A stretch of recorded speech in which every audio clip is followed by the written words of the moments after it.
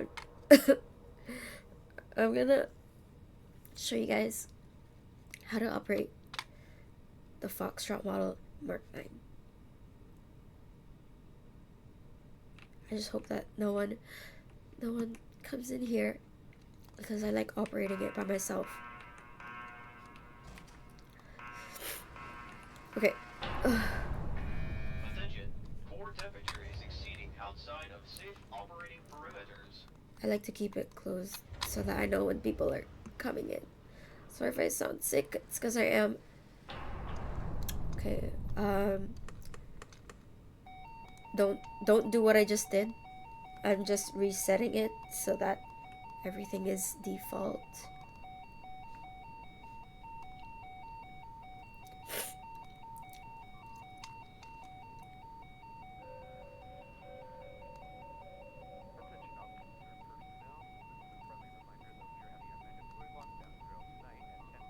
Yeah, okay, don't worry about that. So as soon as you come in here, okay, so pretend like I'm coming in here for the first time. Okay, I'm coming in here for the first time. These are gonna be on. This is gonna be on. That's gonna be in times 2. These are gonna be off. These are gonna be off. This is not gonna be moving. Stuff like that, okay? It's gonna say 75 degrees Celsius and 10,000, not 10,000, sorry, 1,000 psi. That's normally how it would do it, like how it looks, and also like it would be an individual rod select. Okay, so when you come in here, first thing you do is you turn these on. You can turn the converter pistons on, then you turn on the relief valves, all of them, and then as soon as you do that, you should see that this thing is gonna be moving. And you want to turn this off. You could leave it on if you want, but I recommend, like, if you're like a noob. Why am I saying it like you guys are gonna play this game? But leave this off because it's just easier to control so that the reactor doesn't scram as easily. Because what happens is that if you leave this on and you insert the levers, you insert the rods, what happens is that the neutron rate will go overdrive. Don't let up and go overdrive. And then the reactor will go into scram, which basically means like emergency shutdown so that no one explodes, okay? Okay, so you leave that one off and you leave this at 2 times. You select global rod selection, make sure these are on, stuff like that, okay? Now, first thing you do is you basically just keep pressing this. It's gonna go down. Okay, it's gonna go down by 5 every single time. So now it's 95, and then now it's 90.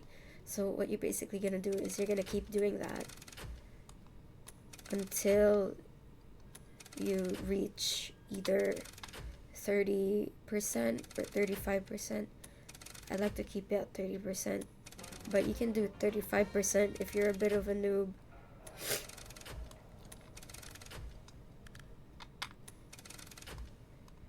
Also, I'm so happy that the server is doing a preserve run because I love preserving the DMR.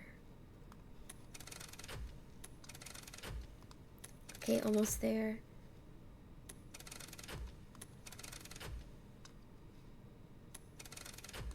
Just one last time. Okay, so now as soon as you have it on 30%, you turn all of these off. Okay, you turn all of these off. Can this turn off, please? Hello? Okay. So now you're gonna see that the temperature is gonna be rising slowly but surely. And what you want to do is you want to wait for it to rise to about 745 degrees Celsius. Like that's the optimal temperature. And what you're gonna see is that this thing is gonna slow down, like as the what was I gonna say? Oh, the closer it gets to 745, the slower this will. Yeah, you already see it's kind of slowing down. Also, you can see how much electricity you're making. Um, this is the electricity you're making. Okay. Oh shit! I think someone's here. I hope they. Whatever. Um. So yeah, we're just waiting for this to go up till 745 degrees Celsius. What you can do is you can insert it once more so that it's 25%, but usually whenever I do that, the reactor becomes unstable and then it ends up scrabbing, so I wouldn't recommend doing that. It's nice to wait, like it's really nice to wait. I mean, it's not nice to wait because then you're like bored, right? But like it would be optimal if you waited. Yeah.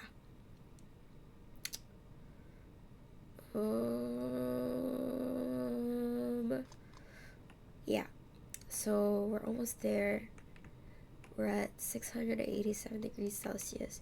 Now, if you look at this, this is like a lot slower than before.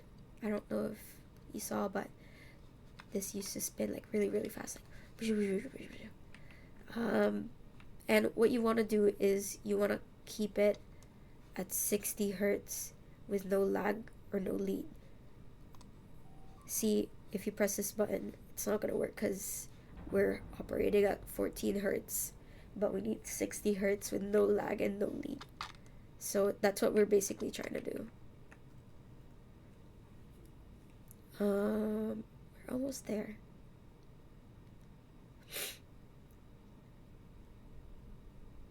Okay, let me just bring it down a bit so that it doesn't. Okay, so as soon as you reach 745 or around that, you put your rods to 40% and you go back here, and shit, someone's here. It usually just depends on like what you're doing, but like, see, there's still a lead. Hello.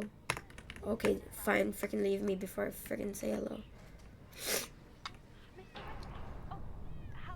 Okay. So now we're just, let's see how we're at 71 hertz. So we're operating too fast, and that's gonna happen a lot. It's never just a one and done. So as you can see, we're going more than 745 degrees Celsius. So what I like to do is I just like to turn on the release valve, and yeah, that's usually, yeah. So as soon as it starts spinning just 60 hertz, um, with no lag and no lead, this light is gonna light up. The same speed light is gonna light up, and then you can just press the button to sync it. And yeah, now it's synced. And now to maintain it, you just basically yeah, you make you it would be optimal if the PSI was around like here in these levels. In the yellow is fine, and then if the reactor temperature were in these levels, and that's how you basically maintain it. So you see right now that the reactor temperature is kind of like on the brink of just, it's not in the middle here. We want it to be in the yellow as much as possible. So we're just gonna insert it a little bit just so it's a little bit more inside. And yeah, that's basically it. And yeah, we're generating power. Yeah, we are. Yes, we are. So I'm basically just gonna be waiting for this until it generates 40,000 kilowatts. And that's how you sync the foxtrot and how you maintain it.